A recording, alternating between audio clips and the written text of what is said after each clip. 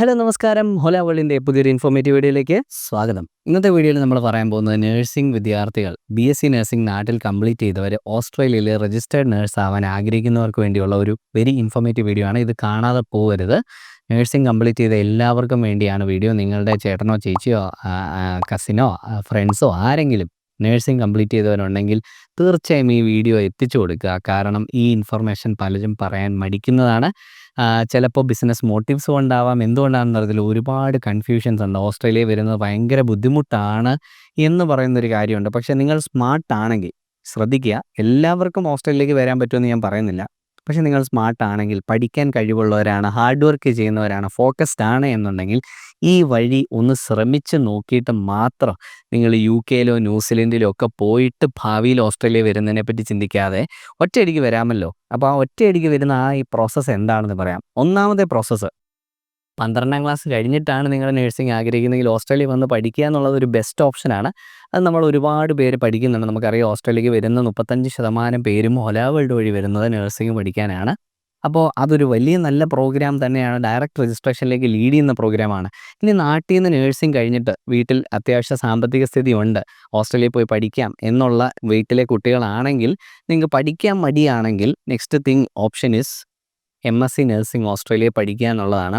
Direct രജിസ്ട്രേഷനിലേക്ക് lead ചെയ്യുന്ന program ഉണ്ടോ എന്ന് നോക്കാം എന്നാണ് കേട്ടോ. ഡയറക്റ്റ് രജിസ്ട്രേഷൻ ഇല്ലാത്ത പ്രോഗ്രാം സെല്ല് ചെയ്യുന്ന ഒരുപാട് ഏജൻസികൾ നമ്മുടെ നാട്ടിലുണ്ട്.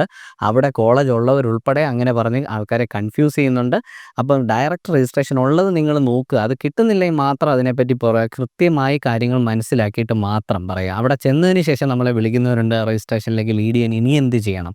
അപ്പോൾ ആ പ്രോഗ്രാം ഡയറക്റ്റ് രജിസ്ട്രേഷൻ ലീഡ് ചെയ്യുന്നില്ലേ, വീണ്ടും നിങ്ങൾക്ക് ഒരു പരീക്ഷകൾ എഴുതേണ്ടി വരും, NCLEX RN പോലെയുള്ള പരീക്ഷകൾ. അപ്പോൾ അതൊന്നും വേണ്ട. അതിനേക്കാളൊക്കെ നല്ല പ്രോസസ്സ് നമ്മുടെ കയ്യിലുണ്ട്. ആ പ്രോസസ്സാണ് ഈ വീഡിയോയിൽ പറയാൻ പോകുന്നത് കേട്ടോ. അപ്പോൾ പിന്നെ വേറെ ഉള്ളത് ട്രാൻസ് ടാസ്മാൻ എഗ്രിമെൻറ്റ് വഴി ന്യൂസിലൻഡിലുള്ളവർക്ക് ഓസ്ട്രേലിയയിലേക്ക് വരാം എന്നുള്ളൊരു പ്രോസസ്സുണ്ട്. ഇതിനെപ്പറ്റി സെപ്പറേറ്റ് ആയിട്ടുള്ള വീഡിയോ ചെയ്യാം. അപ്പോൾ ഇതൊന്നും അല്ല ഞാൻ പറയുന്നത്. ഏറ്റവും easiest method for highly talented അല്ലെങ്കിൽ ഹാർഡ് വർക്ക് ചെയ്യുന്ന സ്മാർട്ടായിട്ടുള്ള നഴ്സിംഗ് വിദ്യാർത്ഥിനികൾക്ക് വേണ്ടിയാണ് ഈ വീഡിയോ.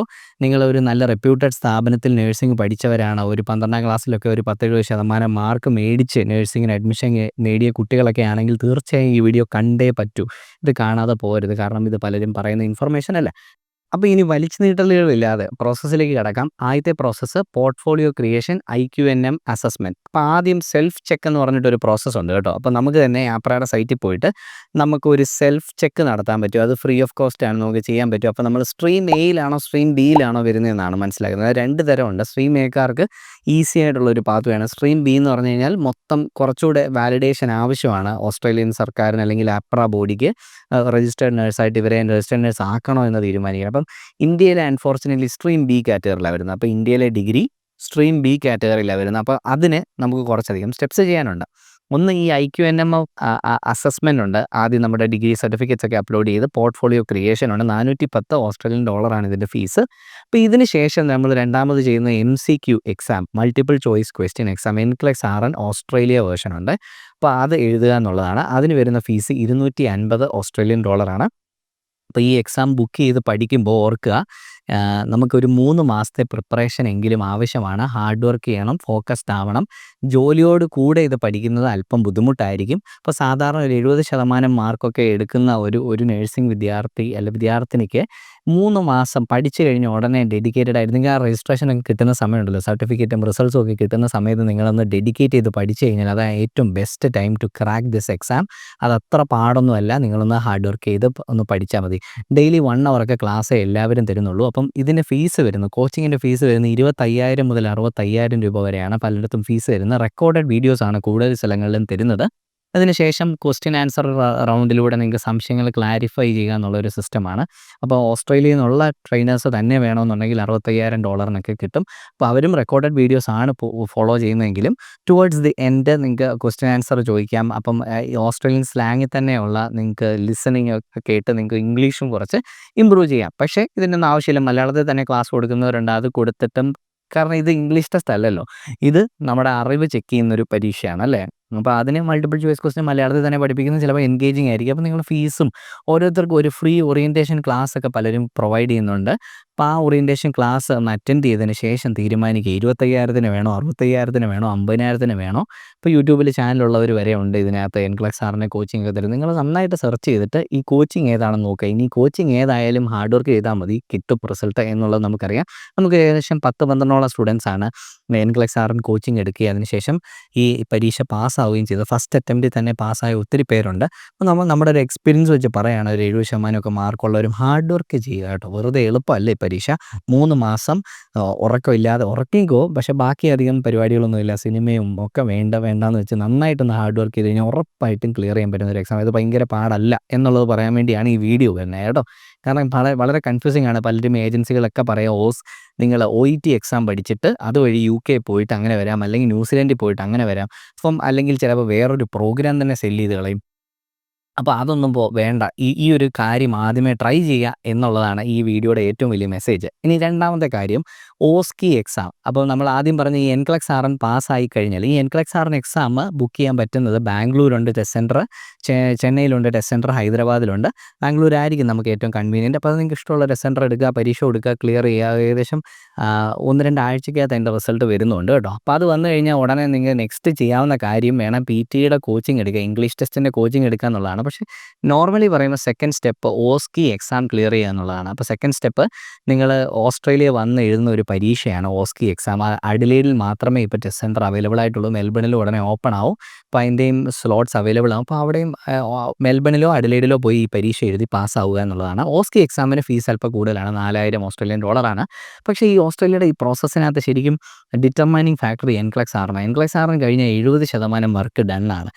അതിന് ഫെയിൽ ആവുന്നവരുടെ എണ്ണമാണ് കൂടുതൽ. എൻക്ലക്സ് ആറും പാസ്സായി കഴിഞ്ഞാൽ OSCE 90% ആണ് സക്സസ് റേറ്റ് കേട്ടോ. ഇത് ഓസ്ട്രേലിയയിൽ തന്നെ ഡേറ്റയാണ്. 10 പേര് എഴുതി കഴിഞ്ഞാൽ 9 പേരും പാസ്സാവുന്നുണ്ട്. അപ്പോൾ ഈ പരീക്ഷ ഫെയിൽ ആവണമെങ്കിൽ നന്നായി കഷ്ടപ്പെടേണ്ടി വരും. അതായത് ഉത്തരവാദിത്തോടെ ഒന്ന് പഠിച്ച് ഇതിന് 2 ആഴ്ചത്തെ കോച്ചിങ് ഓസ്ട്രേലിയ പല സ്ഥലങ്ങളിലും തരുന്നുണ്ട്, പല ഏജൻസികളും കൊടുക്കുന്നുണ്ട്. ഞങ്ങൾക്ക് അവരുമായിട്ട് നിങ്ങളെ ടൈ ചെയ്ത് തരാൻ പറ്റും.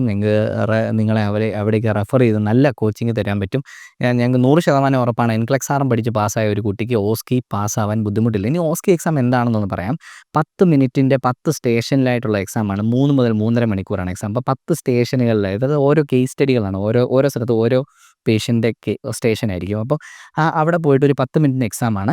2 മിനിറ്റ് ക്വസ്റ്റ്യൻ വായിക്കാനും 8 മിനിറ്റ് നമുക്ക് പെർഫോം ചെയ്യാനുള്ള സമയം. പെർഫോം ചെയ്യാന്ന് പറഞ്ഞാൽ അതിനായിട്ട് അറിയാമല്ലോ, നഴ്സിംഗ് പ്രൊസീജിയേഴ്സ്, എന്നിട്ട് റിപ്പോർട്ട് തയ്യാറാക്കി കൊടുക്കുന്ന രീതിയിലാണ്. അങ്ങനെ 10 സ്റ്റേഷനുകളിലായിട്ട് നിങ്ങൾ കംപ്ലീറ്റ് ചെയ്യുന്ന ഈ OSCE എക്സാമിന് $4,000 ഫീസ്. അപ്പം അത്രയും 2 ലക്ഷം രൂപയോളം വരും കേട്ടോ. അപ്പോൾ അത്രയും വിലയുള്ള എക്സാം ആയതുകൊണ്ട് നന്നായിട്ട് കോച്ചിങ് എടുത്തിട്ട് തന്നെ ആ പരീക്ഷ എഴുതുന്ന കാര്യം മറക്കാതിരിക്കുക. അപ്പോൾ ഇതിന് പോകുന്നത് ഒരു വിസിറ്റർ വിസയിലാണ്. അതിന് $195 വരും, സബ് ക്ലാസ് 600. അപ്പോൾ അതിനും നമുക്ക് ഹൊല വേൾഡിനെ പോലെയുള്ള ടീമുകൾക്ക് നിങ്ങളെ ഹെൽപ്പ് ചെയ്യാൻ പറ്റും ഇതിന് ആപ്ലിക്കേഷൻ ചെയ്യാനായിട്ട്. അപ്പോൾ വിസിറ്റർ വിസയിൽ OSCE എക്സാം എഴുതുന്നു. ഇതാണ് സ്റ്റേജ് 2. ഇനി നമ്മൾ സ്റ്റേജ് 3ലേക്ക് കിടക്കുകയാണ്. ഇംഗ്ലീഷ് റിക്വയർമെൻറ്റ് കംപ്ലീറ്റ് ചെയ്യണം. അതുപോലെ തന്നെ ഒരു കാര്യം കൊണ്ടാണ് 450 മണിക്കൂറിന് ക്ലിനിക്കൽ വർക്ക് എക്സ്പീരിയൻസ് വേണം. അപ്പോൾ ഈ 450 മണിക്കൂർ തയ്ക്കണം. അത് നമുക്ക് നാട്ടിൽ നിന്നുള്ള എക്സ്പീരിയൻസ് മതി കേട്ടോ. നിങ്ങൾക്ക് രജിസ്ട്രേഷൻ കിട്ടിക്കഴിഞ്ഞാൽ, അതായത് കേരളത്തിൽ നിന്നാണ് പഠിച്ചെങ്കിൽ കേരള രജിസ്ട്രേഷൻ കിട്ടിക്കഴിഞ്ഞാൽ 450 മണിക്കൂറിന് ക്ലിനിക്കൽ എക്സ്പീരിയൻസ് ആണ് വേണ്ടത്.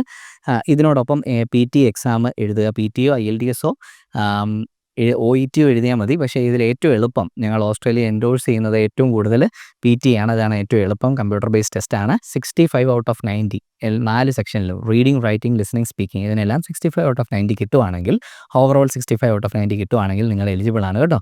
അപ്പോൾ ഈ ഒരൊറ്റ കാര്യമുള്ളൂ. ഇങ്ങനെ PTയും കൂടെ ക്ലിയർ ചെയ്തതിന് ഏകദേശം 17,000 രൂപയുണ്ട്. ഹൊല ലാംഗ്വേജ് ലാബിൻ്റെ തന്നെ കോച്ചിങ് ഉണ്ട്. 17,000 രൂപ എക്സാം ഫീസാണ്.